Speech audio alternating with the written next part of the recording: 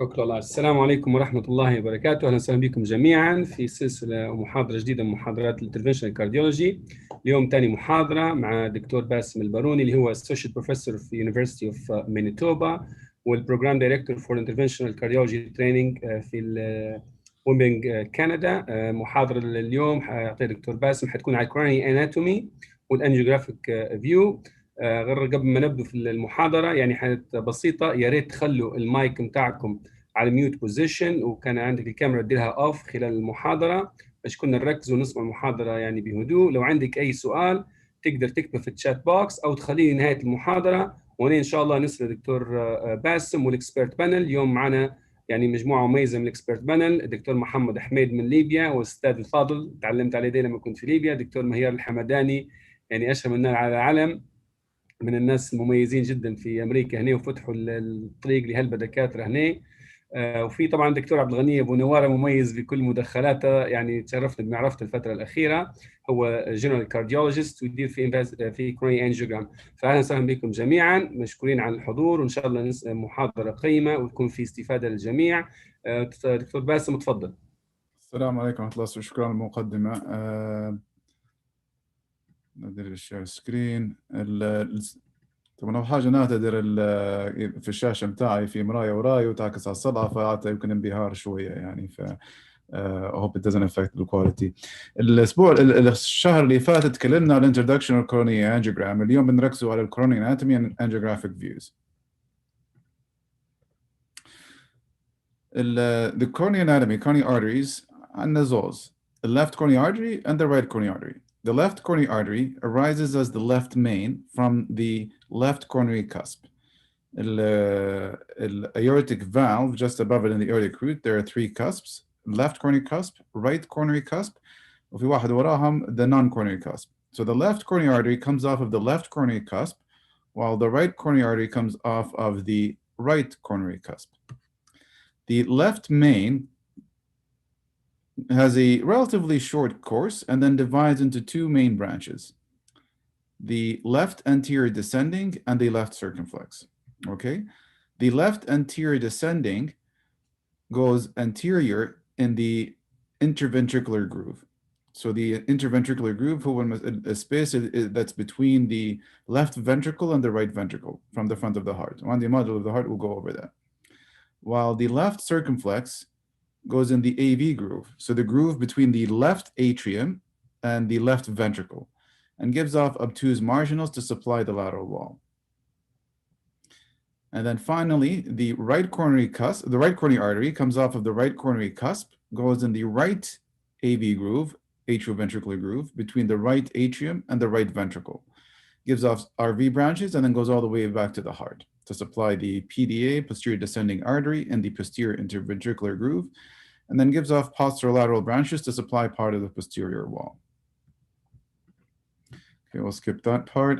So I'm going to go over that with the model of the heart here. جبت واحد باش نحاول نبينها وان شاء الله تطلع كويس في التسجيل. القلب هنا على اليسار شوية، اوكي، وهيك الانجل متاعها. This is how it sits. In the front here, we have the left coronary artery, the left main. It's covered by the left auricle. We don't see it. And then it gives off this branch here. So in the front of the heart, this is the RV. Sorry, I'll try to get the angle right. This is the right ventricle, right here, okay? It goes into the pulmonary artery, while this part here is the left ventricle. So between them, there's a groove. And in this groove is where the left anterior descending goes, okay? And the left anterior descending gives off branches to the lateral wall called diagonal branches. So the branches of the left anterior descending are the diagonal branches, and then the septal perforators that you don't see here, okay? The other vessel is the circumflex here. So the circumflex comes off of the left main, we don't see it, and goes into the left AV groove. So the left atrium is here, the left ventricle is here, and gives off obtuse marginals to supply the lateral wall as well, okay? The RCA comes off of the right coronary cusp and goes in the right AV groove. So this is the right ventricle, and this is the right atrium. And the RCA goes all the way to the back of the heart, okay? So this is now the back of the heart, and this is, again, the posterior interventricular groove. So this is between the left ventricle and the right ventricle. And this is where the posterior descending artery comes off in the back of the heart, and then it continues to give off posterolateral branches. So if you see the heart here, the coronaries are around the heart like that, like a crown, scatage, or corona, bil-Latini. And that's why they're called the coronary arteries, okay? This part is important to understand so we can understand the anatomy views.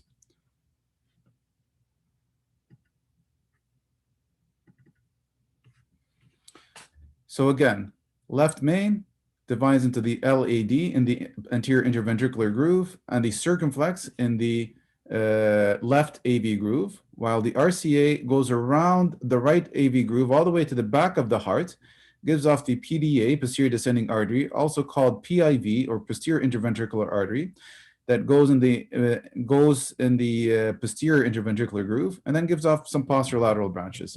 Now this is in a right dominant circulation, and we'll get to that part a little later. Okay. The other concept that's important to understand is the angulations. When we do an angiogram, we move the camera around to get different angles. When I say cranial, that means that the image intensifier, which is the above or the upper part, not the radiation source, the image intensifier is angled towards the patient's head. That would be cranial. If it's angled towards his feet, that would be a caudal angle. And depending on how deep that angle is, 20, 30, 40 degrees, we'll call that a cranial 30, caudal 20, for example, here. Sorry, that jumped forward. If the intensifier is in the middle, that's anterior posterior, okay?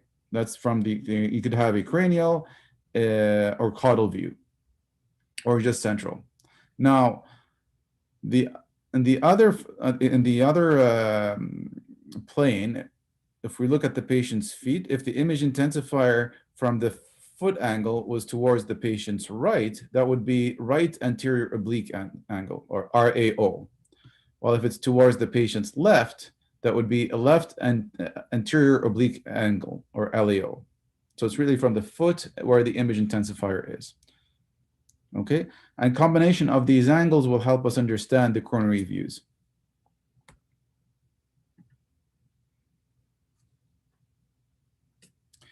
So this is an angiogram. What angle is this? And this is important to understand. There's a lot of different tricks to try and understand the angles, but it does come down to pattern recognition. When you do an echocardiogram, you take a short sternal angle or long sternal angle or parasternal angle. You don't decide that this is a long parasternal angle because the right ventricle is above, the left ventricle is below. It's pattern recognition. As soon as you see it in that angle, you recognize this is an apical 4-chamber view, or etc. Okay, same thing with an angiogram. The big vessel that we see in front of us here looks like an LED. So we know that this is an LED. How do we know this is an LED? It's a long vessel that's going all the way down to the apex, okay? It gives off these very sharp perpendicular vessels that are the septal perforators. These branches are going towards the septum. It also gives off some diagonals. The biggest clue that this is an LED is that it goes towards the apex, and also at the end here, you see like the mustache sign. It divides into like a mustache. So that tells you that it's an LED. Okay, so if the prominent vessel in the view in front of you is the LED, that tells you it's a cranial angle. Okay, so it's a cranial view. So we've identified that this is a cranial view in the cranial caudal plane. What about the LAO-RAO plane? So notice that this patient has had a sternotomy done from previous cardiac surgery. And then behind that sternotomy is the spine. So in this angle, the sternotomy wires are right in front of the spine. So there is no angulation. This is anterior posterior. There's no LAO or RAO to it. And remember, the heart sits to the side of the heart, to the left. So in an AP angle, you should be able to see part of the spine to the right of your screen. Sorry, to the left of your screen. Okay. So in this angle, this is the LED. We identified it, so it's cranial, and it's AP, anterior posterior. There's no angulation based on those factors, okay? For me, I always start with an AP caudal, which is the next picture. So in this angle, the dominant vessel in front of us, we know that this is not RCA, it's a left coronary shot. The dominant vessel in front of us is a circumflex vessel. You know, the LED, we see a left main here. We see the LED going up there. The proximal LED is very clear in caudal views, but then the rest of the LED becomes very foreshortened. It's not very clear. While in front of us, قدامنا هنا عندنا circumflex vessel. So the circumflex, remember, goes in the AV groove, the left AV groove. The left atrium is here, while the left ventricle is here. And it gives off obtuse marginal branches. That's an obtuse marginal branch there, another obtuse marginal branch there, supplying the lateral wall. The supply of the lateral wall is a competition, munafasa, between the diagonal branches and the obtuse marginal branches. So if a patient has very large diagonals, you'd expect the obtuse marginal branches to be smaller and vice versa. Okay, so we've identified here that this is a caudal view because the circumflex is the dominant vessel in front of us. The only other question is whether it's AP, LAO, or REO. Same thing. You can see the sternal wires here, and you can see the spinal cord behind it. Sorry, the spinal column behind it, not the spinal cord. That tells you that this is an AP angle. So this is an AP caudal view. So I start usually my angiograms. Every operator has their different views, but I usually start with an AP caudal to look at the LED, left main, the circumflex, and the proximal LED. Then I will go to an AP cranial to look at the rest of the LED in good projection. Now that's not enough. You still need more angles. You need a perpendicular views. So we'll get to that in a second. The reason I'm showing this angiogram is because this is, again, in front of us, we see the circumflex and its obtuse marginal branches, and the spine is onto the left. We don't have that sternal wires in this case, but we see the spine there to the left of the screen. So that tells us this is an AP caudal view. The difference with this patient's anatomy is that there's this big branch in the middle coming off of the left main between the LED and the circumflex. So this is a ramus branch or intermediate branch, different names. Again, it also competes with the lateral wall. So this is a variation of the coronary anatomy. About 10–15% of the population will have a ramus branch of different size, and it comes right off the left main between the bifurcations.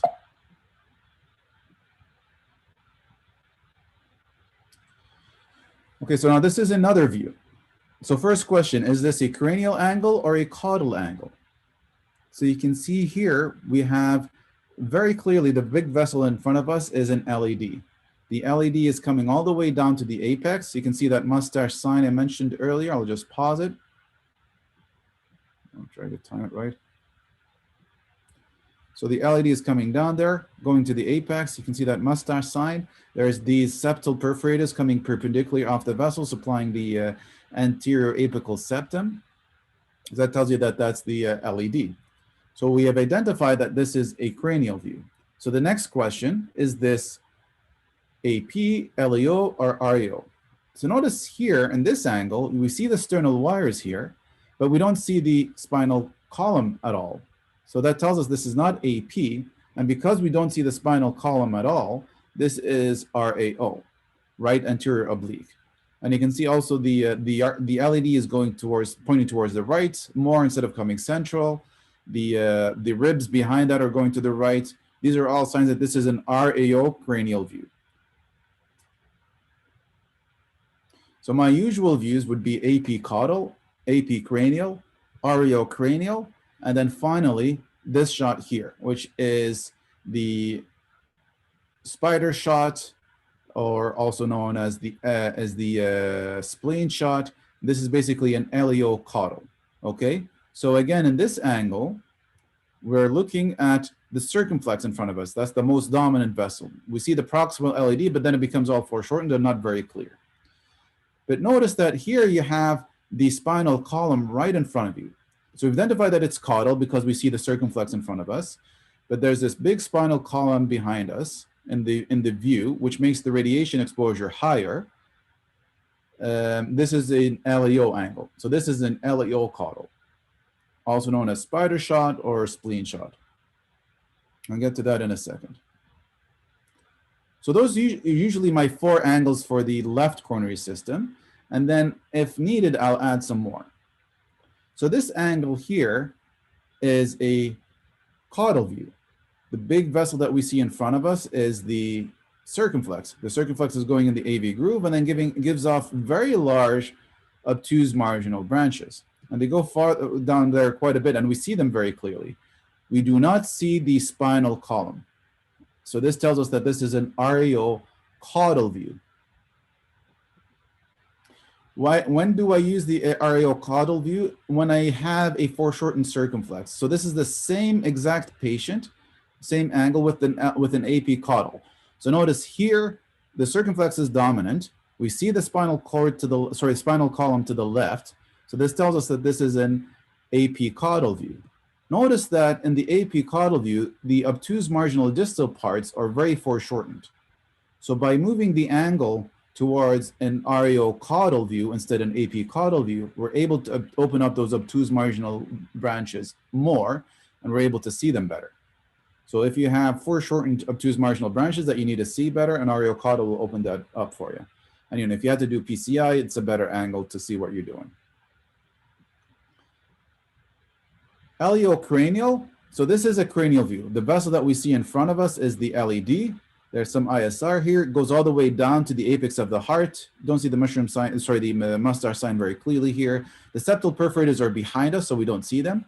And we see this big spinal column in front of us. So this tells us that this is cranial because LED is the most dominant vessel. And the spinal column is behind us, so it tells us that this is an iliocaudal. I don't find this view extremely useful. So I don't use it routinely. It's also radiation intensive, so it uses quite a bit of radiation. It's very useful if you're doing PCI to the left main, because it's the best view to see the ostium of the left main. It's also the best angle to identify dominance. So if you have a patient with the left dominant circulation, this is a good view to see that. And I'll show examples of that in a second.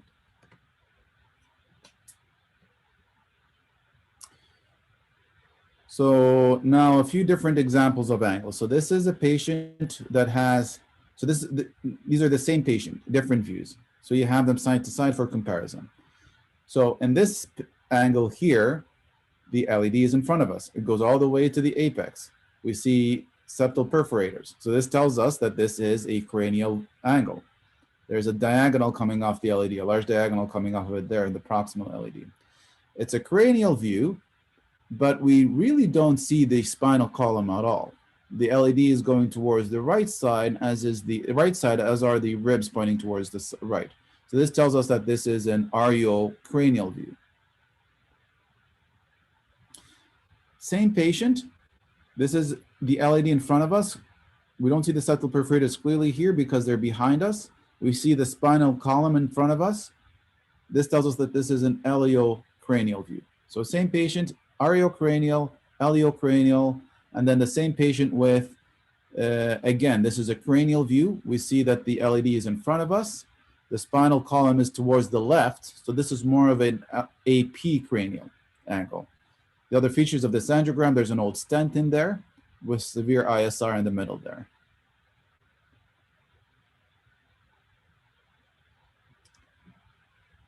Okay, so I'm just going to switch to this website for a sec to demonstrate those. So I'm going to use this website a bit to play around. So this is the coronary anatomy that sits in the heart. If you were to do a straight AP view, this is what you'd get. I don't like this view. I don't use it. I don't teach it because I don't think it adds much. I first start with AP caudal. Notice as I move the camera cranially, the circumflex comes into view. So this is an AP caudal. My camera is pointing toward, is coming from below the patient in the AP view. Spine is in the left side. I see the left main. I see the circumflex and the OMs.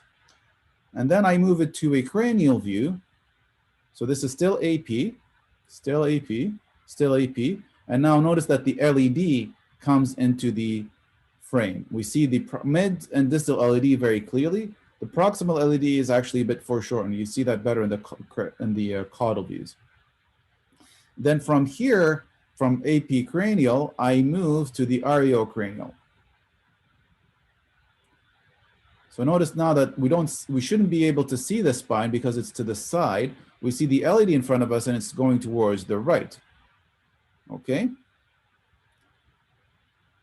And then my final shot would be the spider shot, or the spleen shot is iliocaudal. Why is it called spleen shot? Is because your camera is pointing towards the spleen. So I'm going to move this caudally and then to the LEO angle. And this is what a spider shot looks like. So it looks like a spider web or Medusa's hair. So this is the spider shot. Okay, so that is the left coronary system and its angles. I hope that was clear. I'm going to get out of this website and go back to the presentation now. So we shouldn't forget about the RCA. The first shot for the RCA that I usually do is the LAO angle. So the heart, in the LAO angle, we're able to see the right coronary artery as it goes in the right AV groove. This first branch coming off of it here is an RV branch. Then it goes all the way to the back of the heart. It gives off PDA, posterior descending artery, and then posterolateral branches to the posterior wall. The PDA, posterior descending artery, supplies part of the septum. The inferior basal septal wall is supplied through this. Now, the problem in this angle is good for the body of the RCA, but notice that the branches of the RCA, the distal branches at the crux, are coming towards you in the screen. So they're foreshortened. You don't see them very well. So the next shot would be either an AP cranial or LEO cranial to open that up. So this is an AP view, AP cranial. So in this angle, we're able to see, sorry, I'll pause it. The posterior descending artery, or the PIV, much clearer here. And then that's a large posterolateral branch continuing there. So this tells you that this is a dominant right coronary artery. And then finally, the other angle that you can take for the RCA is the REO angle, just straight REO. And this part, you don't see that C shape anymore because you're looking at it at a different profile. But you see that PDA in a much better angle, along with its septal branches supplying the inferior basal septum. And it's going in the posterior interventricular groove.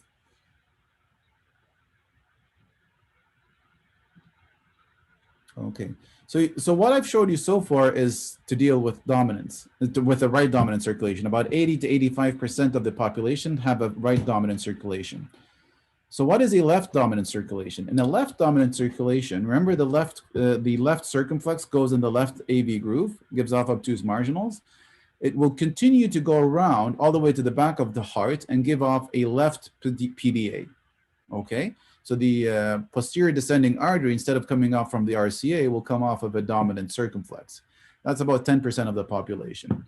Codominant is less common. A codominant means that the PDA still comes off of the RCA, but the RCA finishes at the PDA, does not give off any posterolateral branches. This is an example of a left dominant circulation. This is the caudal view of the vessel. There's diffuse disease throughout this coronary, but more importantly, notice that the circumflex, this is a spider shot, goes around the AV groove all the way to the back of the heart. If the LED is in the anterior interventricular groove, the PDA is in the posterior interventricular groove, and they're in front of each other. So remember, the best angle to look at this is that left anterior oblique angle, which is not very useful except in this situation. So notice here, this is the left main. The LED is going in the anterior interventricular groove. The circumflex is going around to the back of the heart and then gives off a left posterior descending artery. So both the LED and the left posterior descending artery are dancing in front of each other, and their tips seem to be almost touching. So this is a left dominant circulation. In a left dominant circulation, the RCA tends to be a very small vessel supplying RV branches. It supplies blood to the RV, but nothing else. On the other hand, a codominant circulation means that the posterior descending artery still comes off of the RCA. We don't see this often. This is an RCA going around the AV groove, goes to the it gives off a PDA, posterior descending artery, but then stops. There's no posterolateral branches from them. And the posterolateral branches will come off a larger circumflex here. This would be a codominant circulation, not as common.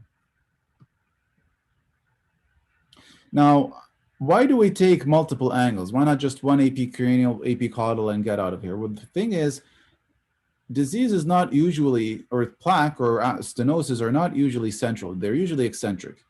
And if you look at eccentric plaque in one angle, it might not look as severe as if you look at it at a different angle. So it's important to try and take orthogonal views as much as possible. So this is an example of why orthogonal views is important. This is an AP caudal view of a patient with a non-STEMI. So I had chest pain, troponin rise. Notice that there's some, in this view, in the AP caudal view, here we see the circumflex in front of us. We see the spinal column to the side. There's some irregularities in the proximal circumflex, but does not look very bad. It looks like minor disease. That same lesion in an LEO caudal view in the spider view looks much more severe. So if we just relied on that one picture, we would have missed this severe lesion that requires revascularization.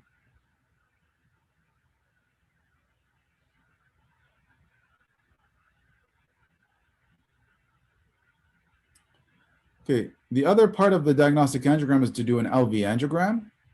Don't have to do it every single case. Always do this with a pigtail catheter, with a multi-hole pigtail catheter. Avoid end-hole catheters. They're not safe. There's a lot of examples on Twitter of why that is. You inject a large bolus of dye, and the usual angle is RAO. So because it's an RAO, it's not the full cavity. This is equivalent to a two-chamber view from echo. So you'll see the anterior wall, the apex, and the posterior wall. You don't see the septum, you don't see the lateral wall. So it's good for screening, but is not as detailed as an echocardiogram.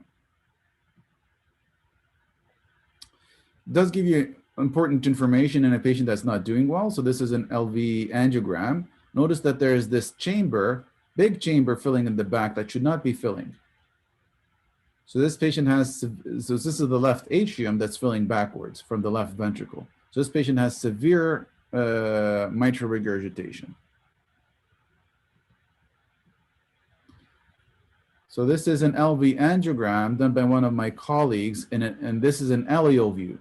So first of all, he's using an end-hole catheter, which is not correct, so should not use that. Please don't take this as an example. But it's a different angle. If you really needed to look at the septum and the lateral wall, an LEO angle will do that. The big thing here is there's also this huge chamber that's filling at the back of the heart. This is severe mitral regurgitation as well, different angle.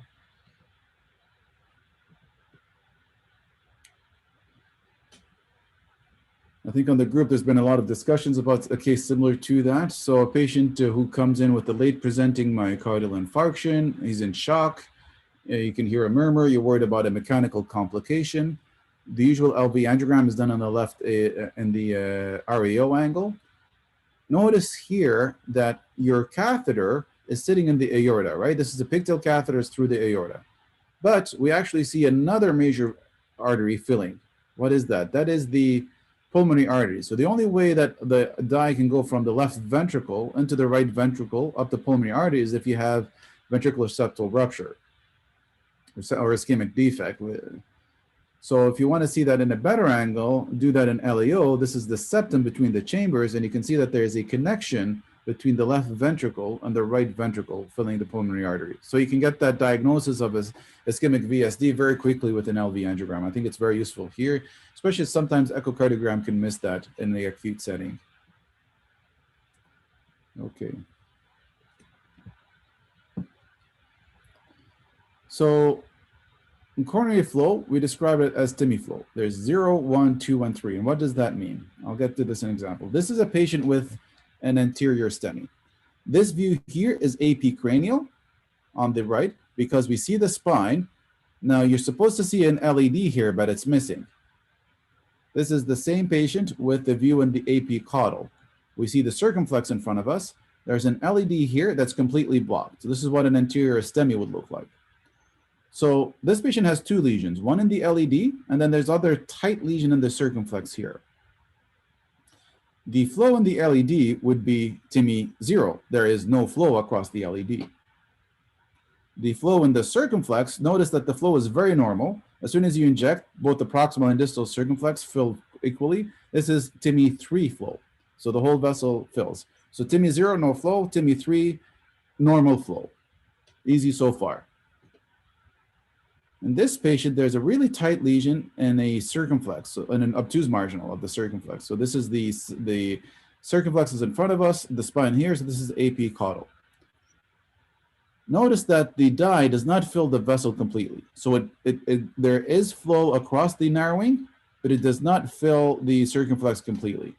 This is TIMI 1 flow. So TIMI 1 means that there is flow across the occlusion, but it does not completely opacify the vessel. This is a different patient. This is an AP. We see the spine to the left, cranial, because we see the LAD in front of us.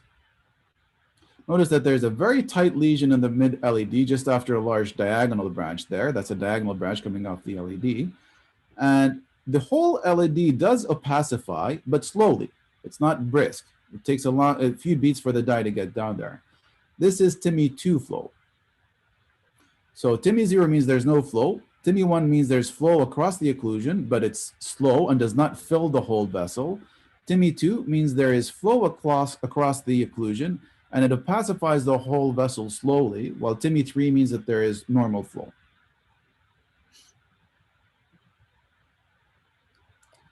And that's basically the views and all that. There's a few variations I'd like to show as examples, and then we can go to questions. So this view here, we see the LAD in front of us, and we see the spinal column in front of us. So this is an LEO cranial view. This is the same patient with a cranial view again. We see the LAD in front of us, but we do not see the spine. So this is an REO cranial. The thing that's interesting about this vessel is that the LAD is massive. It keeps on going. The apex is here. The LAD keeps on going and supplies most of the inferior myocardium, inferior wall of the vessel, and the inferior AV groove. This is what we refer to as a wraparound LAD. So an infarction here can lead to ischemia in a very large territory. This is the same patient with his RCA. Because the LAD supplied most of the inferior wall, this is a technically right dominant circulation because the RCA does give off a PDA and gives off posterolateral branches, but they're tiny, supply a very small territory because the LAD supplies most of the inferior wall.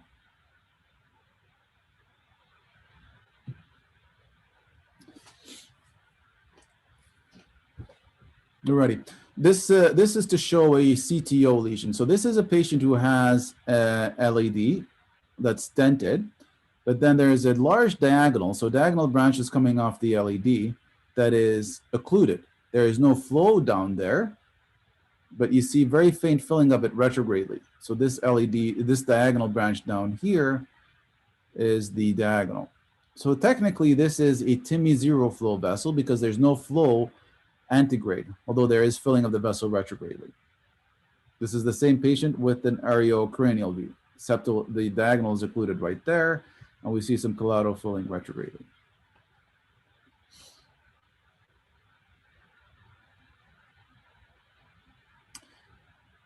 This is an AP caudal view because the dominant vessel in front of us is the circumflex.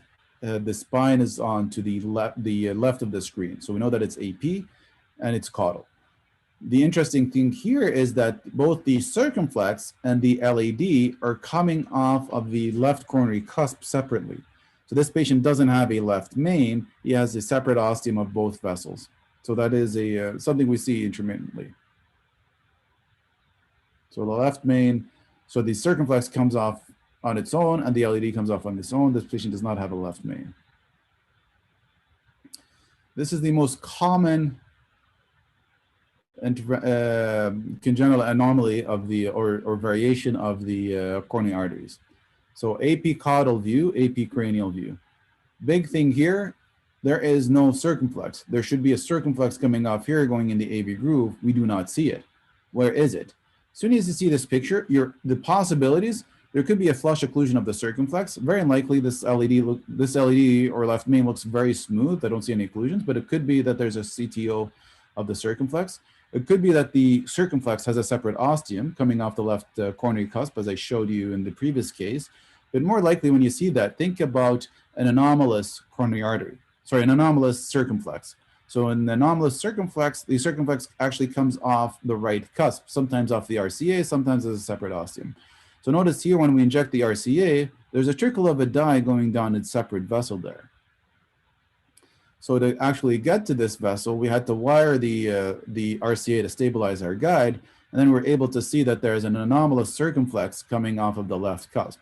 And in fact, this patient had a non-STEMI, and the culprit was in that anomalous circumflex. So we had to stent that, and this was the final result. So you can see that the circumflex goes in front of the pulmonary artery, and then supplies the lateral wall there from the coming off the right cusp.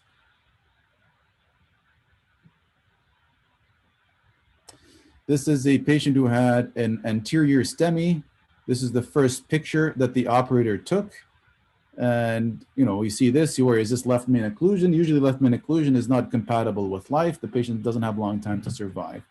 Luckily, this patient actually had an anomalous circumflex as well coming off the left coronary cusp. So the operator had to do PCI to the LED. It was a complex procedure, lots of stents to the LED, but and the flow there is sluggish, so that tells you it's a STEMI 2 flow. However, the circumflex came off the left coronary cusp, but this was not a left main occlusion, this was a pure LED occlusion.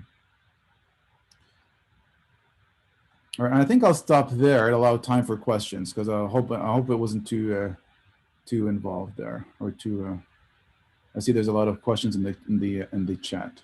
مشكور جدا باسم, very nice presentation. I like that 3D model you showed us. If you don't mind, if you shared with the group on the Viber, would be great. It helped with the understanding. Yeah, no, I will do that. Great. I think you shared a lot of pictures. Let's go over some of the questions from the group.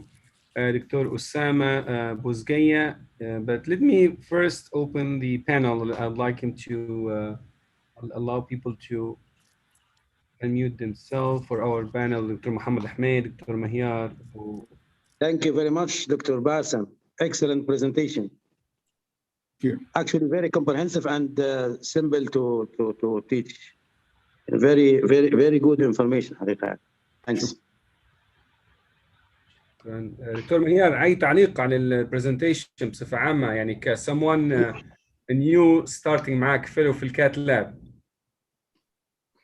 I think it's a great presentation. I mean, it's really he went over all the important points from A to Z. Just few comments, not saying anything that was said wrong. The iliocranial, I don't use it. I agree with you. I think it's a lot of exposure, but I think I found it to be handy in intervention sometimes, both for the PDA dominant left, and also handy if I'm really having a large diagonal that is really mid to distal, LAD, and I want to do a crushing technique or any type of, T-stenting, etc.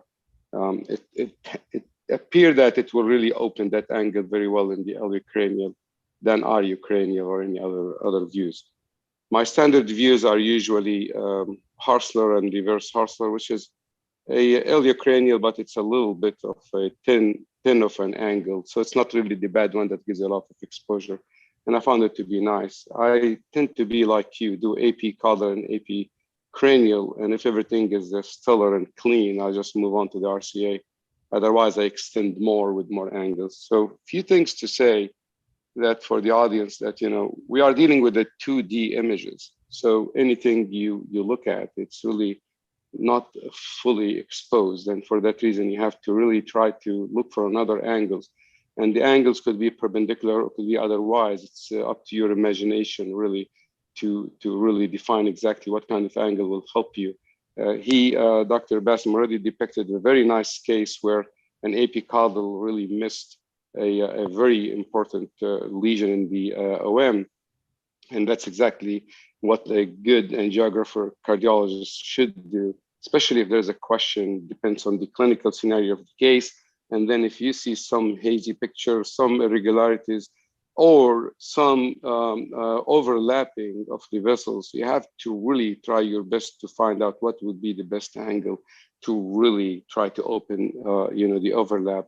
whether it's in the left main with the LAD circ, whether it's diagonals with the LAD, whether it is OM with the circ, or whether it is a PDA and posterior lateral branch. And I think, all the examples that he gave were really excellent to open that. Another thing that I use a lot and I teach my fellows about, I tell them that, when you see the image in front of you, you always divide that screen to 4 quadrants. And in the normal heart, you should see a blood going or a dye going to each quadrant. If you see a quadrant that doesn't have a dye, then you have to ask yourself where that's coming from. Could be coming from the RCA, which is fine. Like, for example, you may not have a large circ system, a small circ system, but you have a significant large posterior lateral branch. For that reason, as you're taking the angiogram, divide into 4 quadrants, each quadrant should be really supplied by a contrast or by blood, of course, by default.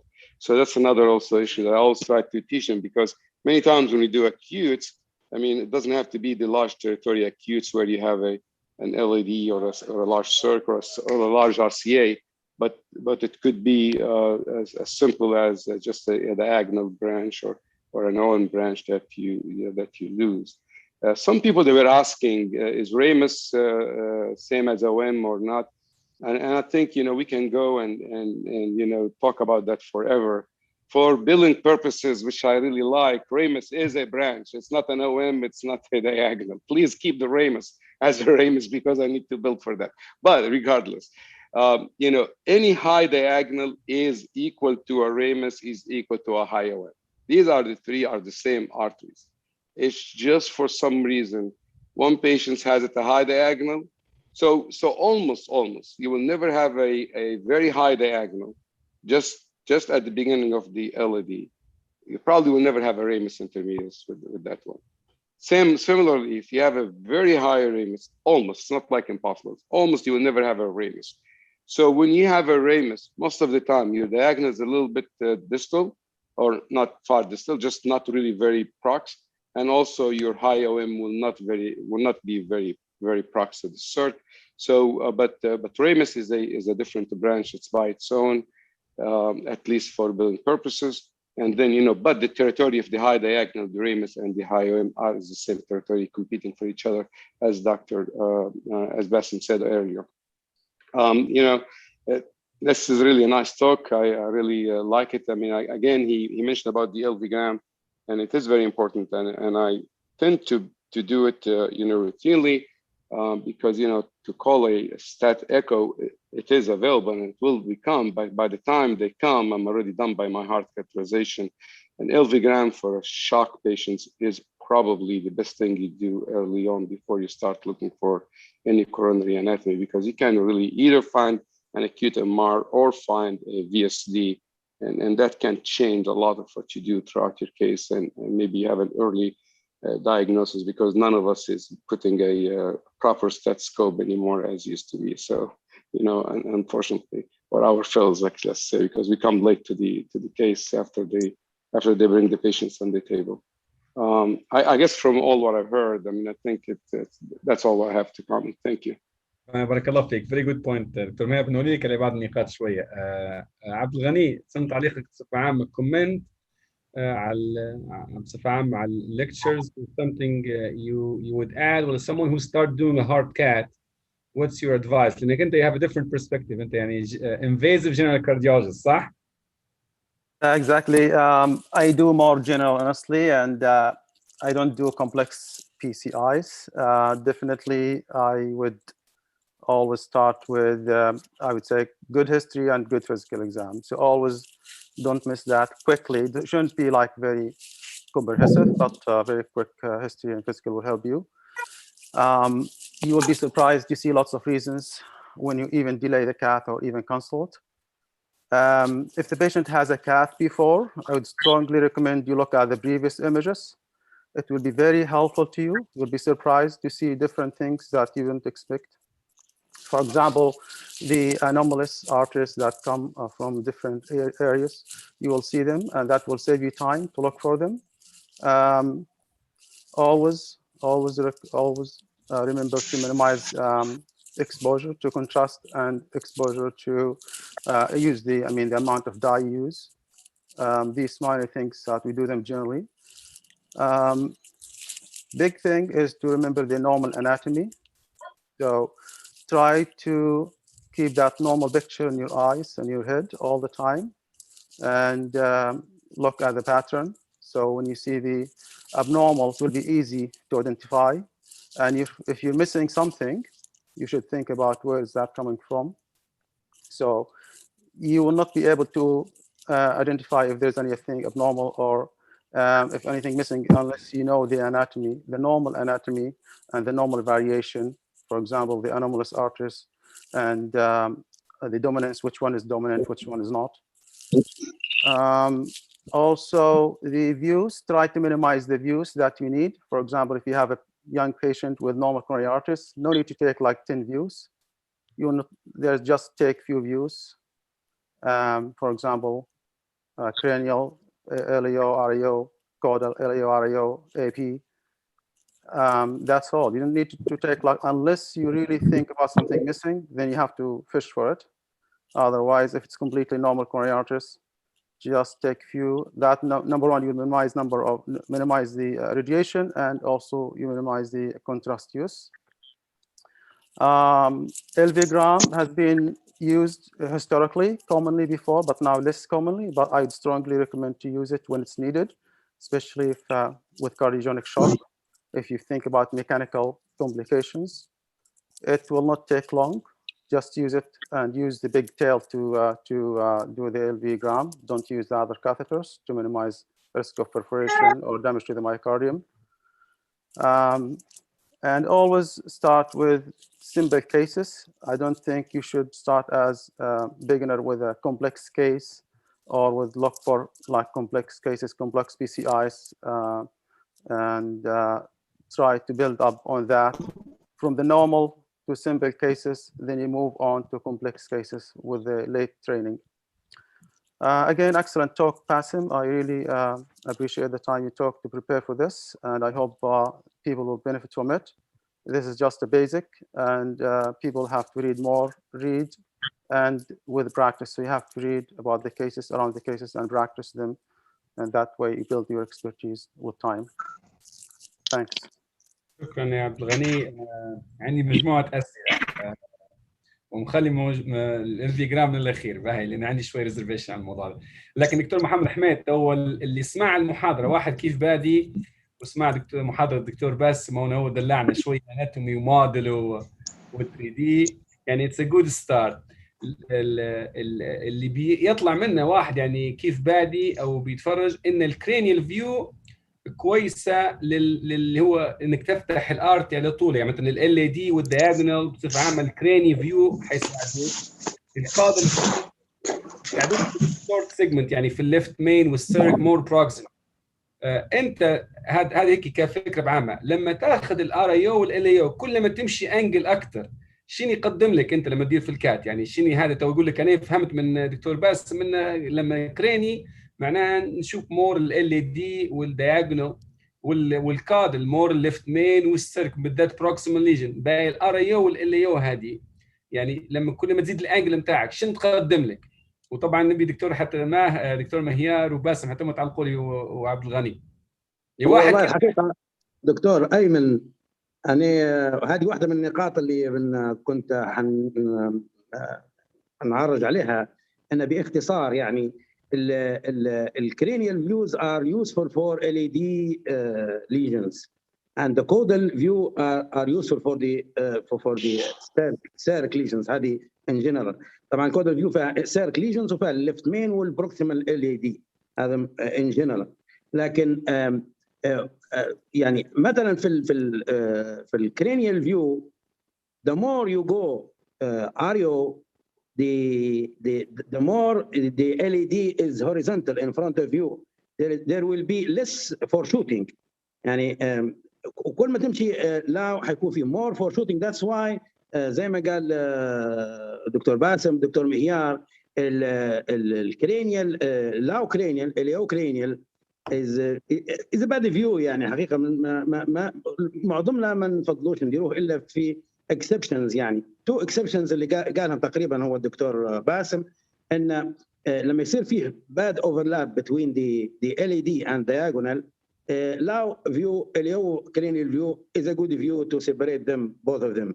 وبعدين for the circ dominant circ when you have a distal lesion, very distal lesion, sometimes I prefer to do my PCI in the for the very distal LCX lesion in the cranial low view.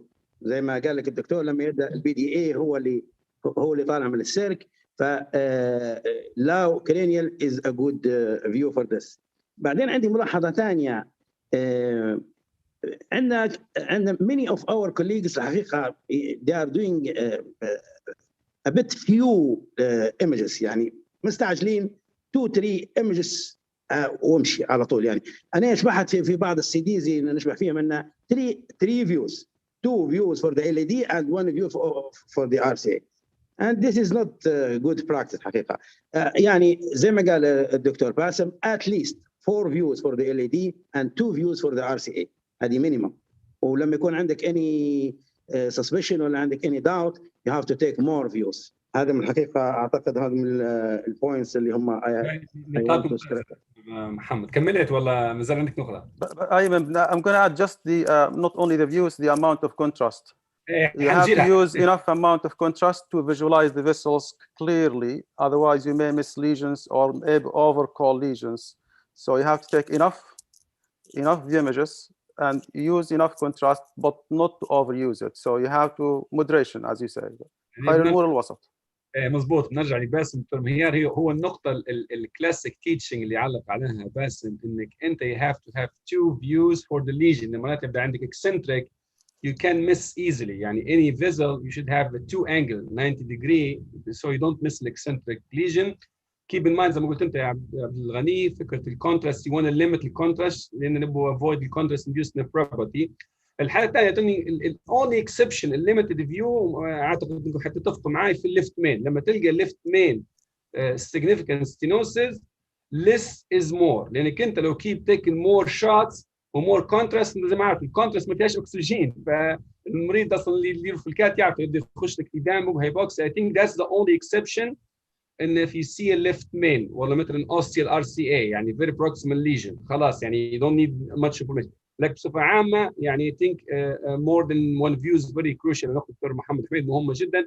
هو الفكره من الليكتشرز هذه يعني to promote اللي هو الستاندرد اوف كير اللي هو الجولد ستاندرد اوف كير what's how the right way to do it. يعني تو مثلا باسم اعطيه his point of view وهي did يعني his work. لكن لما يبدا في اكثر من expert panel يعني everyone اللي تلقى في consensus this is the standard what should people know. يعني دي نقطه من الاودينس.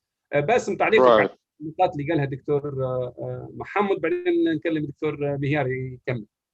النقاط كلها ممتازه يعني I agree with pretty much all of it. بالنسبه للفيوز اللي من الفيوز اللي قلت عليه example of the left main if there is a severe ostial left main the job is to show a surgeon a good target for bypass. So you need to show him a circumflexo one branch, you need to show him the LED. And then if you think PCI is an option, you need to show what your, you need enough images to plan your PCI. An AP caudal, AP cranial, and plus minus an LAO caudal will answer that. The first 2 shots are enough. The other example where I probably will do just an AP caudal and AP cranial, patients who have severe chronic kidney disease. So if someone's got a creatinine of 400, 2 shots AP caudal, AP cranial is probably gives you 80% of the information.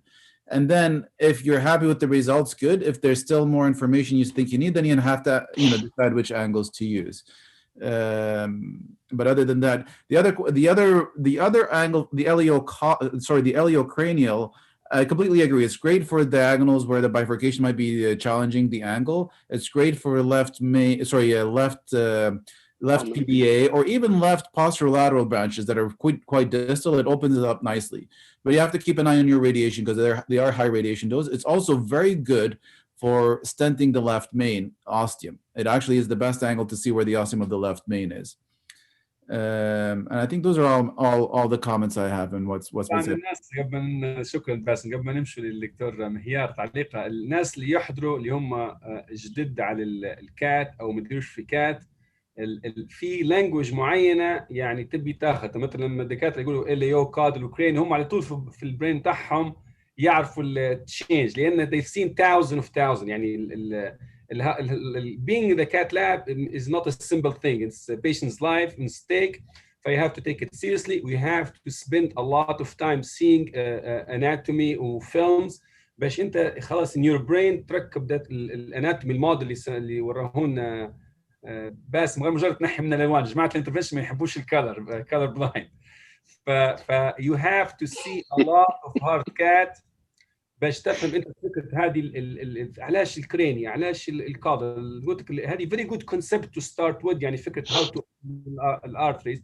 بس لما زي ما قلت لك يعني don't get disappointed ان في some terms or maybe it's too much. It's not complicated. He just you need to practice and see more and more and more. يعني قبل لأن قلت لك يعني أنت you're putting foreign body tube في patient's heart. You have to take it seriously.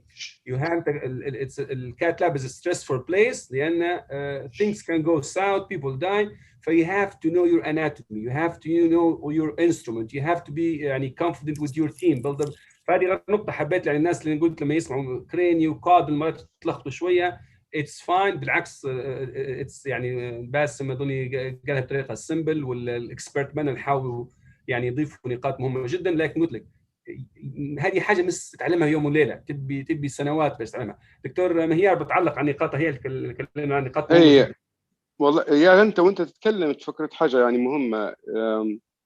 يعني for the starters I think they should not cut short. يعني باسم وعبد الغني ومهيار ومحمد حميد صاحبي وصديق عزيز علي، احنا تعودنا يعني رانا ما بديناش ب 3 views only ولا ب 2 views only.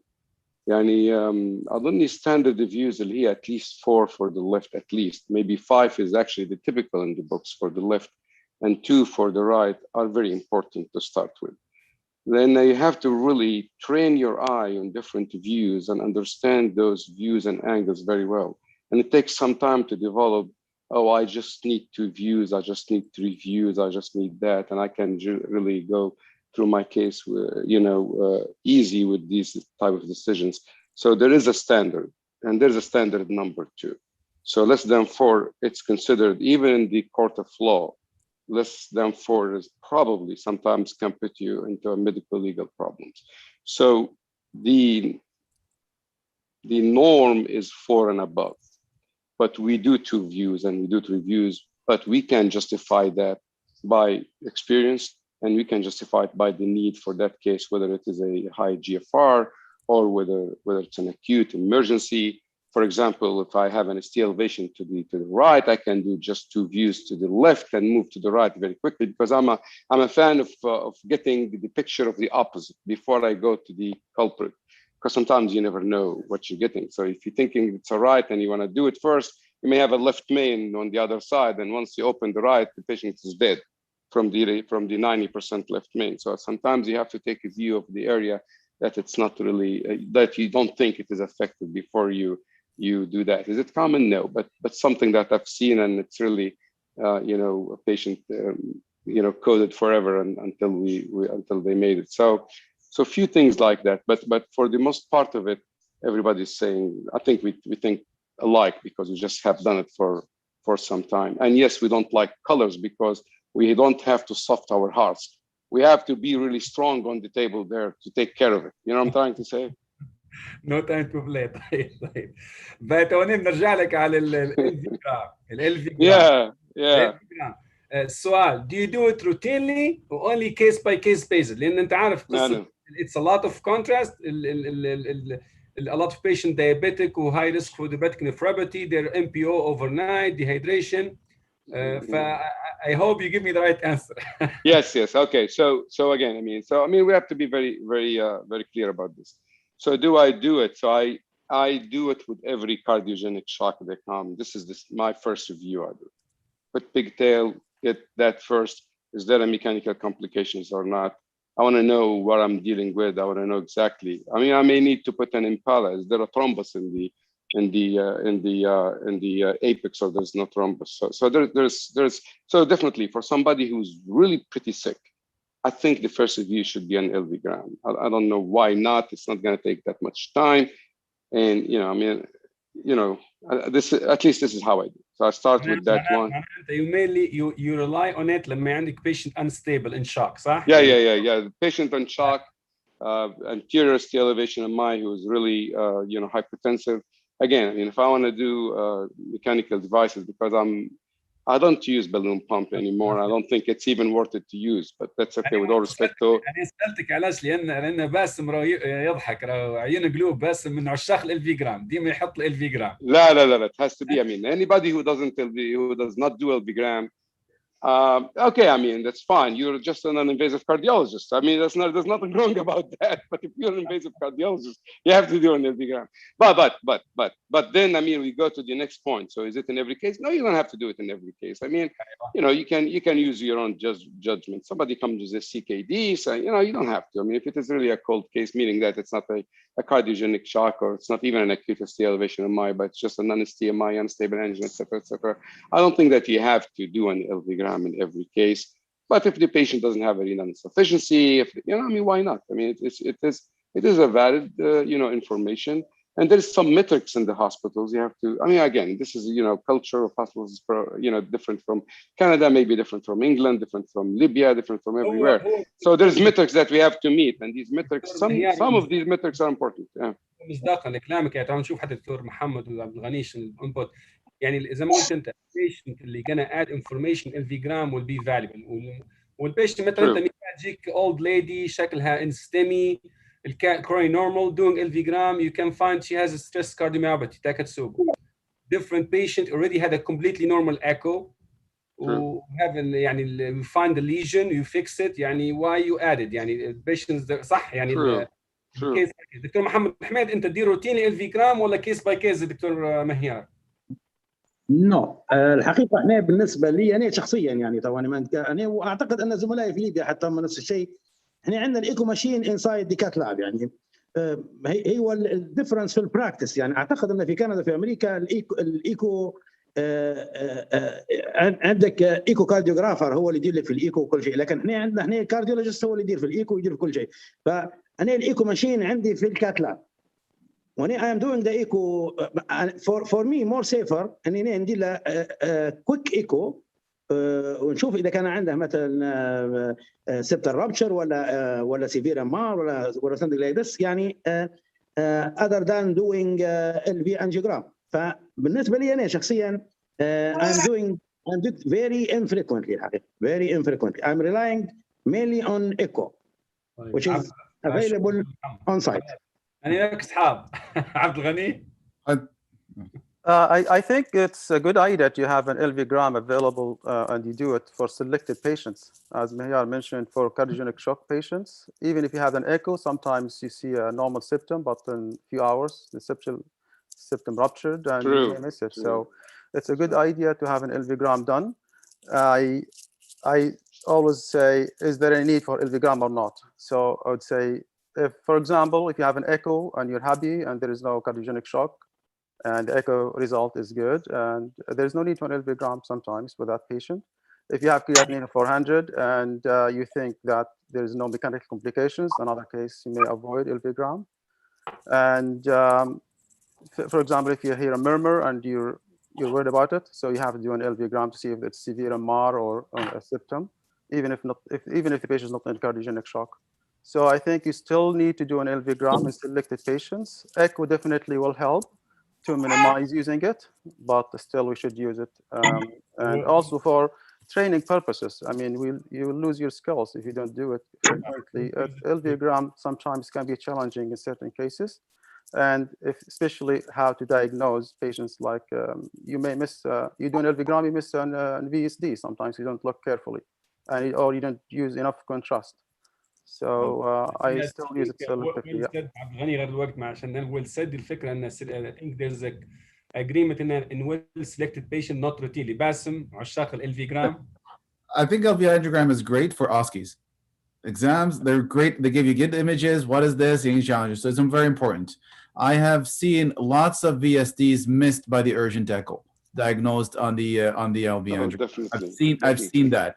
I've seen severe MR underestimated by echo. Acute MR sometimes you cannot find it by echo. Yeah, so it is. I think personally, I think it's an important skill to have. I practice in an area. First of all, there is no billing code where I practice for an LV angiogram, so it doesn't help my bank account. Second of all, the echo wait list in where I practice is long. So a lot of the patients that come to the cath lab have not had an LV assessment. And if I do not have an LV, if I do not do the LV angiogram in that situation, they will not have an LV assessment. So you treat a non-STEMI, they're probably the LV is fine, but you're not going to recognize that. So that's where I think it's an important screening test. If a patient has already had an LV assessment, absolutely, it's a waste of my time to do an LV angiogram. It's more contrast. It's not a great test for LVEF assessment. It's a good screening tool. So if it's normal, then it's probably normal. And it's not risky if it's done properly with the pigtail catheter. And the extra 30 cc's of contrast in the big scheme of things in someone who has normal coronaries, it's not risky. There's no risk of causing VF or VT. I've done thousands of these. Well, maybe not thousands, but I've done quite a few of these. That there's no risk. So that's my take on it. طب ممتاز. I think النقطة هذه الأخيرة بتاع البيج تيل وأنت تكلمت عليها في المحاضرة مهمة جدا جدا. If you want to do LV gram, it has to be with the big tail catheter, safe for the patient. طبعا احنا الوقت سدناش لكن في ايمن خليك الأخير ما تخافش.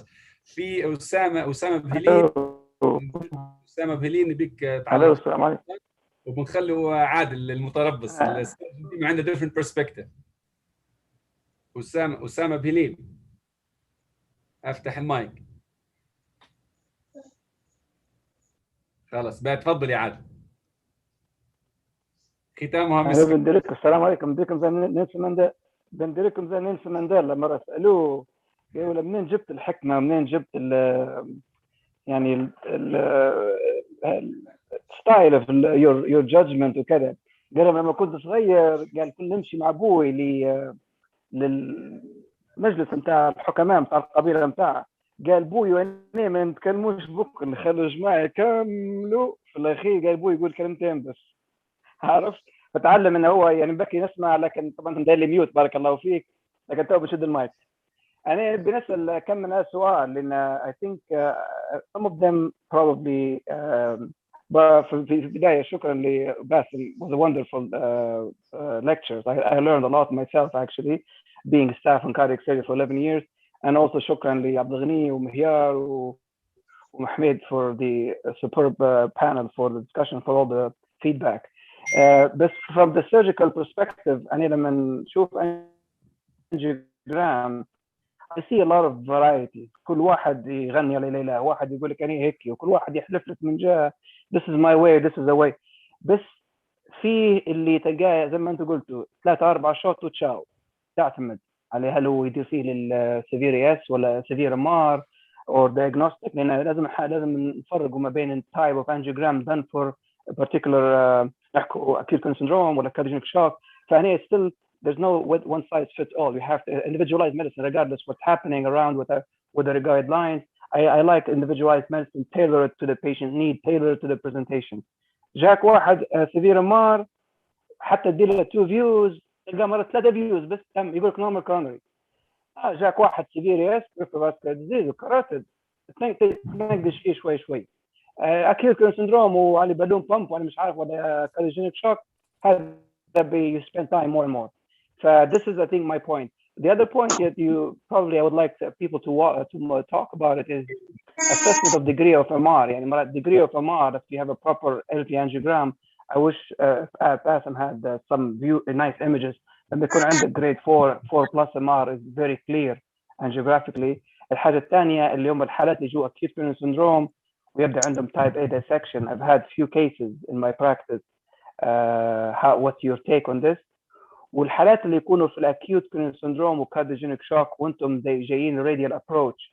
Do you guys have ways of assessing peripheral vasculars from the radial approach, or do you just go ultrasound guided placement of assist devices, whether it's balloon pump or whatever choice you guys want to do from the peripheral aspects?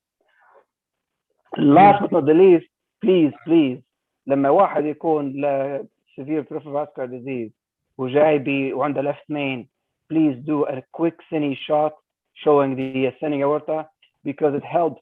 The last thing you want is 2 o'clock in the morning, you're rushing patient to the OR, and it's a calcified aorta, and you have no plan. So it's marble aorta, right?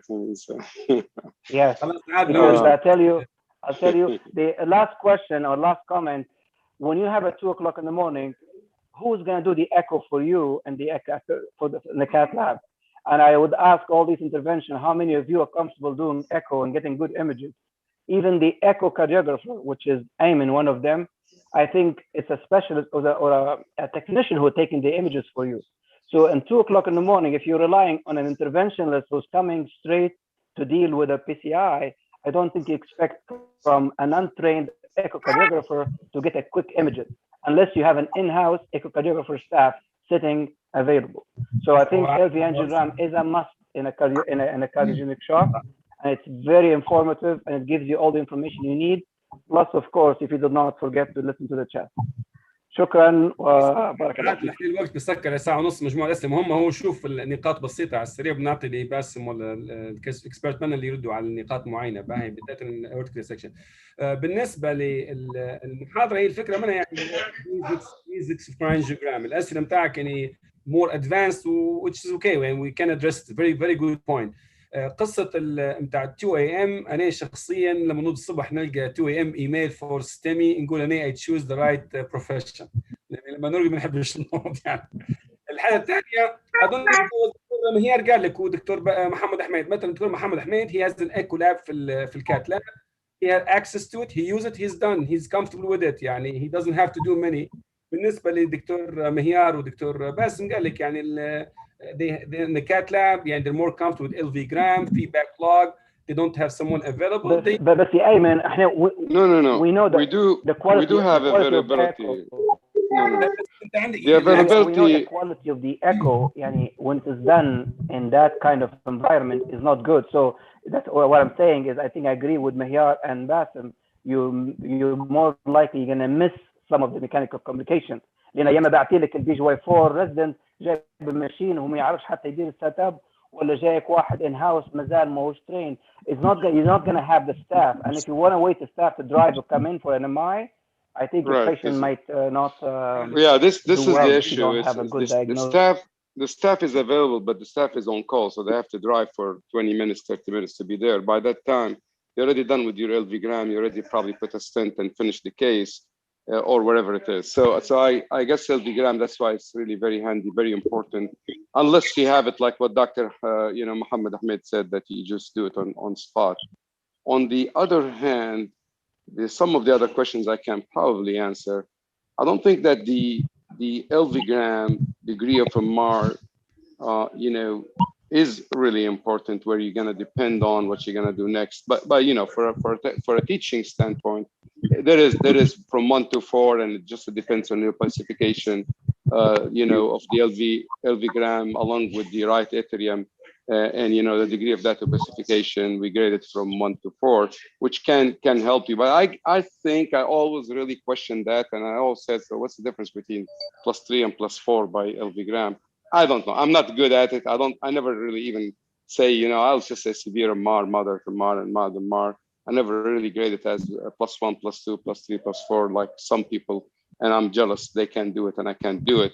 But I think a TEE during the surgery or an echo will be probably your best bet for that if that's the case, and that's the issue. In terms of, I think there was another question that he asked. In case of dissection, did you mean aortic dissection or you meant coronary dissection?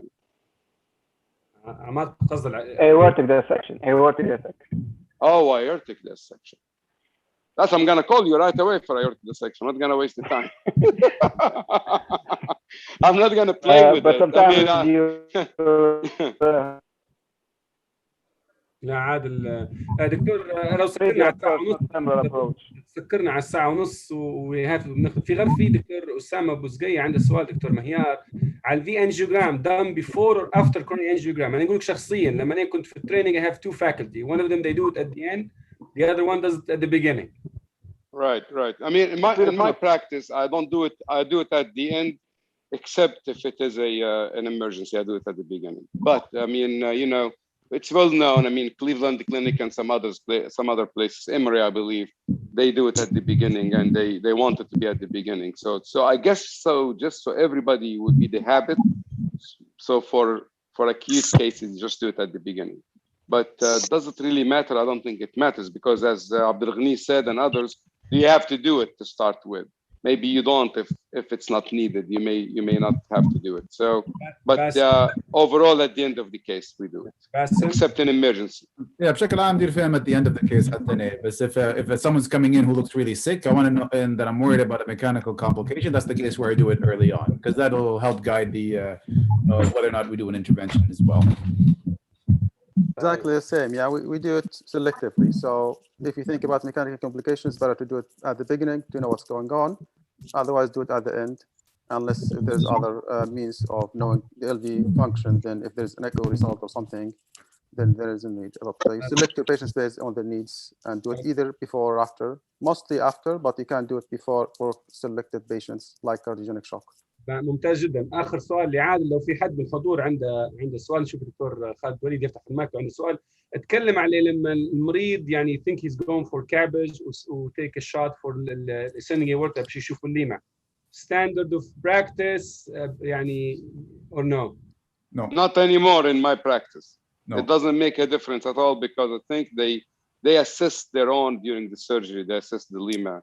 And whether you tell them Lima is good or not, nobody cares anymore. عادل لازم السيرجن تصلحوا علاقاتكم بالانترفنشن كارديولوجيست لا بس أنا بس ما هي تقريبا الشوت of the lima is not always like in every case. I think if you have a say dialysis patient, you know, those guys who have severe peripheral vascular disease وعندك carotid stenosis وعندك I think it helps in making decision. لأن مرات do you want to take the patient off the table and discuss him, or whether you're going to go proceed? If I'm not offering you a good lima to the LAD, because you don't want to refer that patient to me if the lima is like subclavian stenosis. I don't disagree. It's case by case. I don't disagree. Yeah, I don't disagree. You know, I mean, I think you're absolutely right. I'm sure it is helpful, because it used to be a very common practice, actually. Almost every case, we shot the lima about 10, 15 years ago. I don't know why we were. I think, you know, some of our surgeons, they told me one time, you know, whether you have it or not, I'm going to assess it during the surgery, regardless. Well, 99% it's working, right? So that's the thing. But again, I've had even a 56 years old people like I've harvested, and it's a cord like there's nothing flowing. Like it's not Shoot, like. Man. Yeah. So which patients you think I should? Really, I want to know this. Usually dialysis, diabetic patients. Okay. The problem is, you know, most of us now do right radial. So shooting the lima from the right radial is, from a practical perspective, is very difficult. So. Oh, don't go! Oh man, come on, stop it, man. No. معلش من الوقت نقاش ممتاز. دخلنا عن نبي ناخذ إجابة سريعة منكم على السريع. في الستمي وبيشنت شوك. You go still radial ولا femoral؟ نبدأ بدكتور محمد أحمد. I'm always starting radial, even in STEMI shock patients. This is for me the preferred route. Radial. دكتور مهيار. أنا radial, right radial all the way, and I assess the peripheral from the radial, because I think this was a question of Dr. Dube. So I assess my axis by angiogram. Yeah, radial is the standard. No, I don't do any primaries anymore. But when I used to do them, radials, and it's easy to be done. The only thing, if there is difficulty, you can move on quickly to femoral. Just quick to add on the comment of lima and calcification of the aorta, I don't think we should pay too much attention to that, because CT scan can help with that. So if a surgeon wants to know the lima or calcification of the aorta, definitely you can do images more to help the surgeons, but they can do still CT scan to assess those. So that's not a big deal. شكرا عبد الغني. قبل ما عبد الغني لحظة بس النقطة هذه علاش it's important. Half or more than half of the mortality we had in our last year were related to patient missed and have a stroke after they went for bypass. So a significant number, and that's why now it's almost a must that you're Yeah, and CT scan will give you more information actually that way to know how much calcification in the aorta and the anatomy exactly where to go. But do you I think CT scan will be more informative too. But definitely angio can help for sure if they want to add a couple of pictures to help. I think he's talking about just a Cine. He's just talking about the Cine, not really an angiogram. Cine, just a Cine scan, right? And, you know, no, you need to take more pictures for the Lima. No. I'm just a Cine, so that if there's the line of death, if you see the calcification, will be very clear. المشكلة عبد الغني, I don't think we can, when in a position we can see the scan everybody before cabbage, especially those who are over, unless you come up with a criteria by age. I think everyone will agree with you. Getting a Cine, and if a patient you think he's going for a good idea. Just a Cine. Just these guys are always in a rush. They want to go. Just guys, be patient for 20 seconds. Easily done. My life is easier. Man, crazy cardiologist. Yeah, I'll tell you, that's true. I know.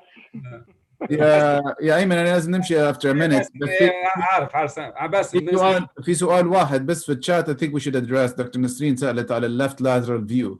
So left lateral view is done very infrequently, where you have to lift both arms and you bring the camera to the side 90 degrees and shoot it from the side. I do it once a year, twice a year, mostly for Lima to LED insertion. I think that's where it's useful. You can get most of the information on the LED from other angles, but it's a more complex, you know, it's when you do it in the cath lab, everyone's looking at you. What are you doing? You look, you know, either cool or crazy, but it's for that limited indication. نعطي كلمة بعد لحد محمد. واحد كيف بيبدأ بالكات لاب يخش معك بالكات لاب، شنو أهم حاجة تبي تقول له عليها يتعلمها ولا يديرها؟ بيجينا. والله يعني نصيحتي طبعا لزملائي اللي بيبدوا معنا من البدايه always start safe. Don't hesitate to ask for help. يعني don't be confident. احنا لغايه تو بعد السنين وبعد الشيء بيطلع في روسنا وما زال we are seeking help from colleagues sometimes. ف don't hesitate to seek help from your senior or even from your colleague اللي قاعد معك. ما هي هذه نقطه واحده. النقطه الثانيه a good team will give you a good result. يعني you are not alone in the cath lab. at least احنا طبعا نحكي عليه our community هنا في ليبيا، ما نعرفش في امريكا ولا في كندا. تو بيقولوا لي الدكتور باسم ولا الدكتور مهيار. باهي احنا عندنا هنا في الكاث لاب عندنا اوبريتور، عندنا سكراب نيرس، وعندنا راديوغرافر. all of them are alert. All of them are looking to the hemodynamics. All of them, even if you miss any problem, the radiographer and an expert scrub nurse will let you know that there is low BB, heart rates coming so and so, there is arrhythmia, so and so and so.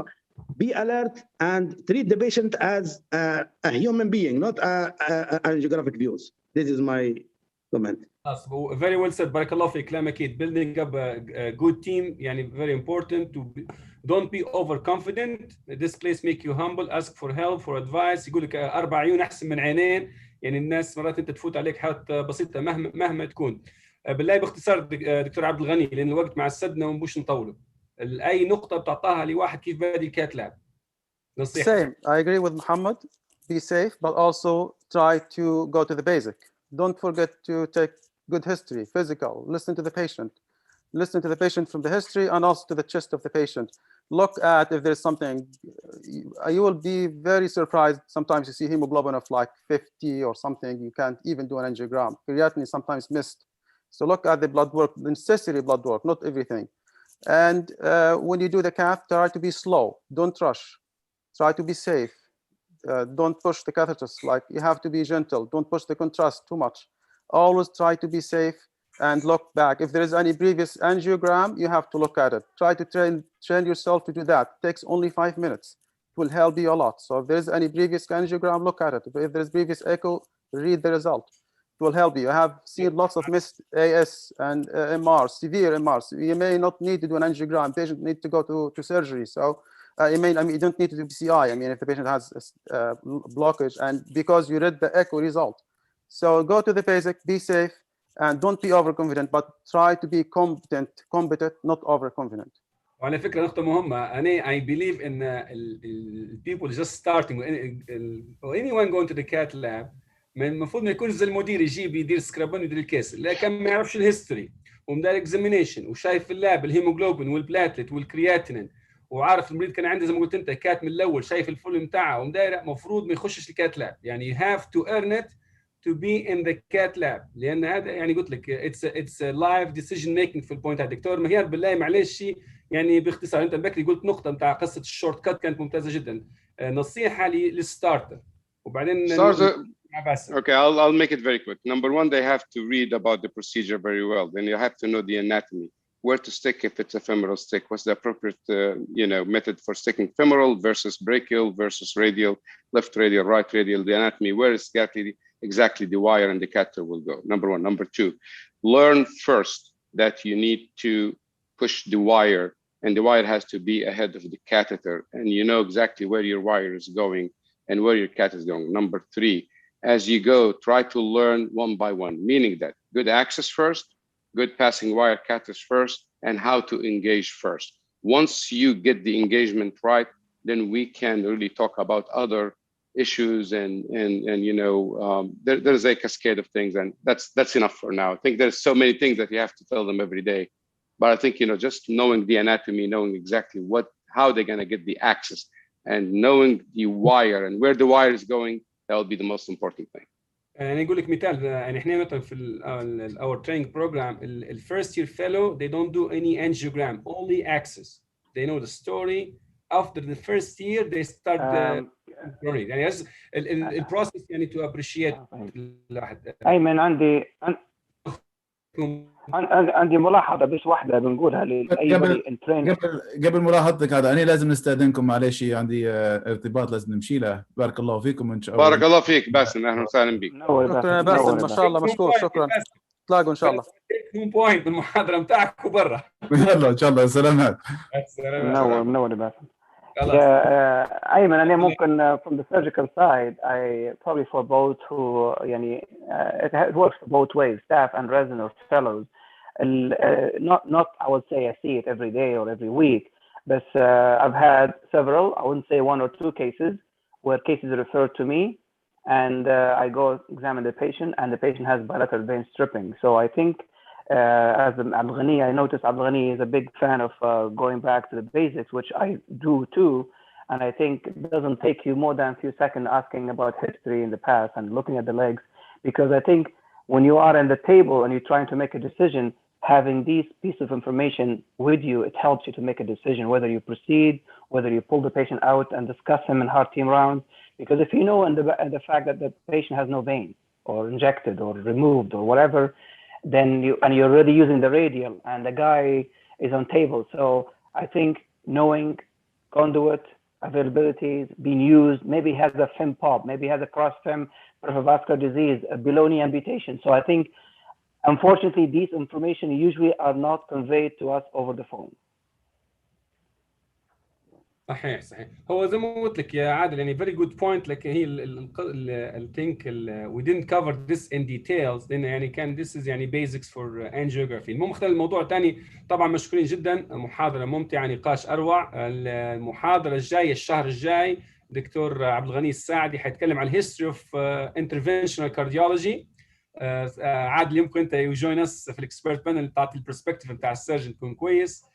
لو في أي حد من دكاترة يعني that's something interested in يعني can join us expert panel. عبد الغني I work with him يعني he's a guru, history guru. أنا أيمن متربص all the way through. خلاص لا محاضرة next month I think is going to be interesting لأن we're going to go over the interventional cardiology من قبل أيامات الدكتور مهيار الدكتور محمد حميد لوقتنا هذا، فحتكون I think interesting لأن حنعرفوا الهيستوري appreciate a lot of new stuff. يعني انتظرونا صراحة مجموعة intervention they're doing great job, very good lectures وحنكملوا. مشكورين جدا. مشكلة قاعد بروحي يا أيمن أنا والله أنا مشكلة قاعد بروحي تعرف. ما مخليك الحالة الكبيرة أنت. دكتور مهيار، دكتور محمد، دكتور أبو نوار، الحضور بارك الله فيكم، مشكورين جدا وسامحونا خلينا وقتكم أكثر ما كنا حاطين في بالنا، لكن كان نقاش ممتع واستفدنا منه كلكم. السلام عليكم، شكرا جزيلا. السلام ورحمة الله، شكرا. السلام عليكم جميعا. السلام عليكم. مع سلامة الله. شكرا جميعا، بارك الله فيك.